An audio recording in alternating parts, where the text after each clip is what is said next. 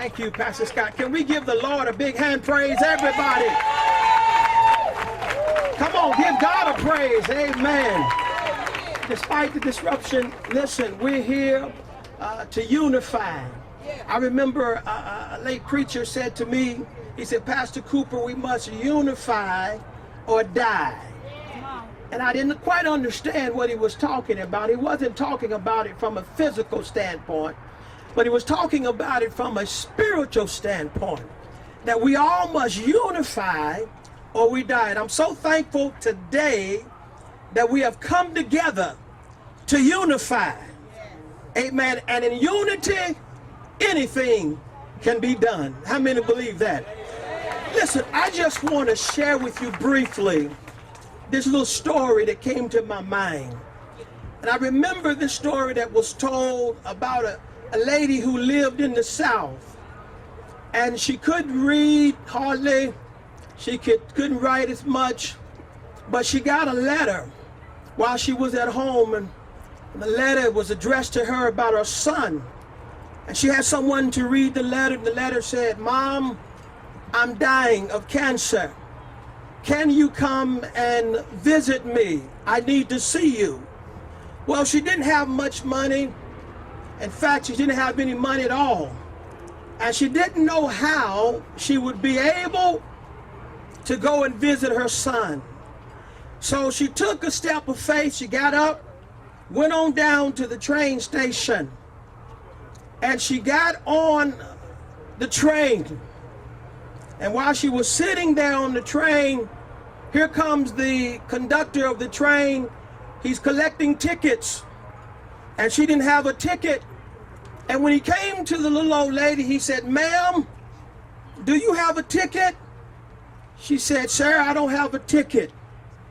And the man, being a smart addict as he was, looked at her and said, well, I'm sorry.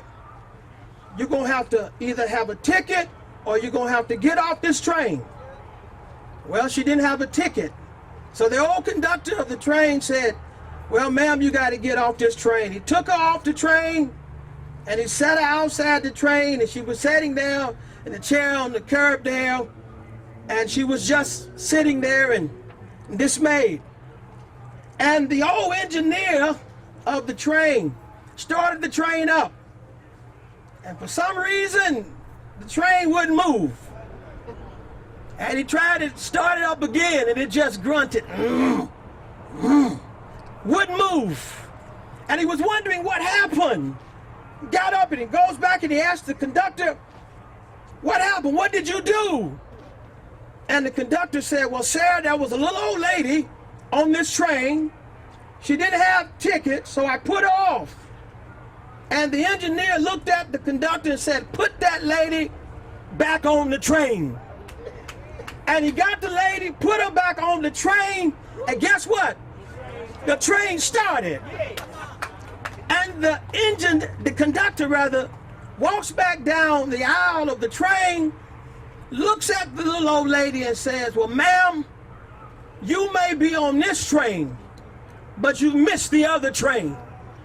And the little old lady looked at the conductor and said, well, sir, the same God that got me on this train is going to get me on the other train.